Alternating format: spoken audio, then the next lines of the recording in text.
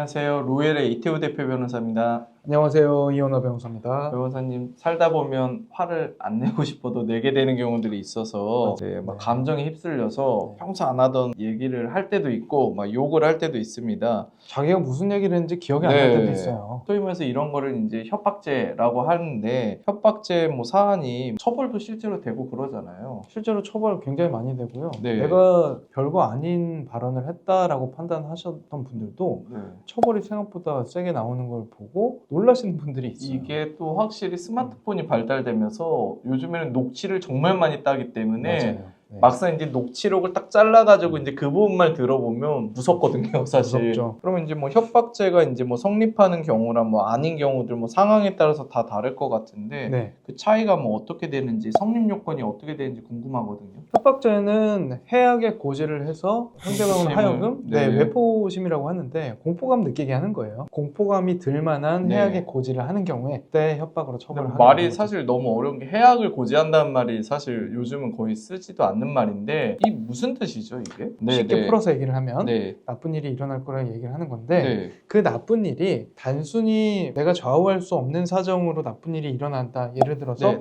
넌 천벌을 받을 거야 이런 거랑 널 죽이겠다 이런 거랑은 느낌이 다르잖아요. 전혀 다르죠. 전자인 경우에는 해악의 고지라고 보지 않고요.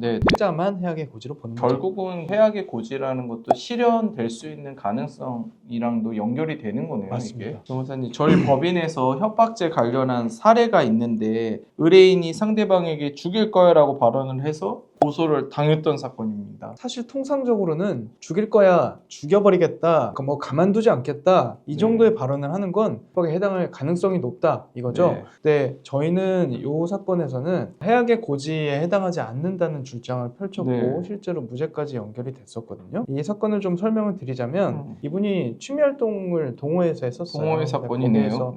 좀 안 좋은 소문이 돌고 하니까 이제 알고 지내던 언니한테 다른 사람들한테 내 얘기 하고 다니면 죽일 거야 이렇게 얘기한 거죠. 그 상대방이 그 발언을 듣고 공포심을 느꼈다. 저희한테 처음에 이제 사건을 의뢰하실 때는 그렇게까지 세게는 안 했을 거예요 라고 이렇게 얘기하신 자기가 거죠? 화가 나서 발언을 하긴 했지만 죽여버리겠다는 워딩을 쓰진 않은 것 같다라고 하셨는데, 나중에 저희가 막상 수사에 돌입을 해서 들어가 보니까 피해자 측에서 녹음을 한 거예요.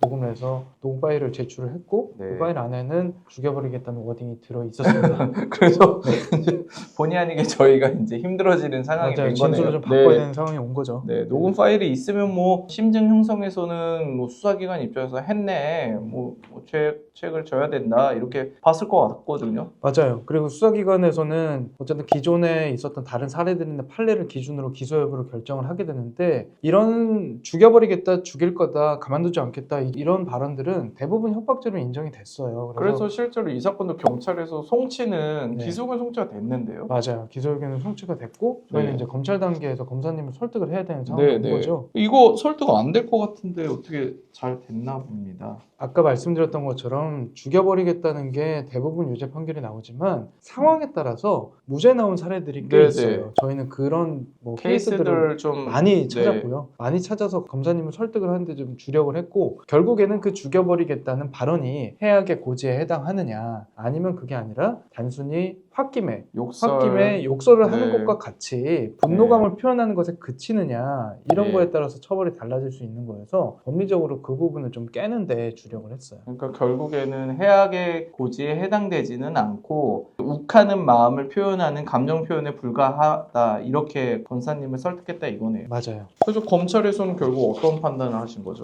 검찰에서는 저희 주장 받아들였고요. 그래서 이런 발언이 구체적인 해악의 고지라고 볼 수는 없고, 그리고 단순히 말다툼을 하는 과정에서 감정 표현을 한 것에 불과하다라고 보셨고요. 그리고 고소인이 실제로 살해 협박을 받은 그런 정도의 공포감을 느꼈을 가능성이 희박하다라는 거죠. 동호회에서 말다툼하는 과정에서 다른 사람한테 얘기하면 죽인다고 얘기를 한 게 실제로 죽인다는 의사표시를 한 것이라고 보기는 어렵잖아요. 구체성도 좀 떨어지고요. 그리고 이 사건 범행을 저지른 사람의 캐릭터나 아니면 그 사람의 현재 상태나 이런 것들도 영향을 미칠 수밖에 없어요. 예를 들어서 조직폭력배나 사채업자나 이런 네. 분들이 이런 발언을 하셨다면 당연히 얘기가 달라졌겠죠. 이거는 그냥 단순히 네. 동등한 사람 입장에서 서로 말다툼하는 과정에서 감정 싸움을 한 거라서 최악의 고지까지는 되지 않는다고 본 거죠. 요즘 젊은 분들은 동호회 활동 많이 하는데 동호회 단톡방에서 싸움도 있고 명예훼손이나 모욕, 협박 이런 사건들이 많이 실제로 로펌에도 오는데 사건을 너무 가볍게 보지 마시고 꼭 전문 변호사들 도움을 받으셔야 되는 게 만약에 이분도 로펌에 오지 않으셨으면 경찰에서 기소 의견을 송치되고 그대로 만약 뭐 약식 벌금이라든지 불구속 구공판으로 재판이 넘어갔으면 뭐 영락 없이 형사처벌 전과자가 될 수도 있었을 뻔한 거거든요. 그렇죠. 네. 억울하게 별거 아닌 일로 전과자가 될 수 있었던 거고 그게 아니더라도 억울하게 상대방한테 합의금을 쓰는 결과가 또 될 그렇죠. 수도 있는 거니까 네, 네. 그 부분은 좀 조심하셔야 될 것 같고 준비를 하시는 게 좋죠. 네.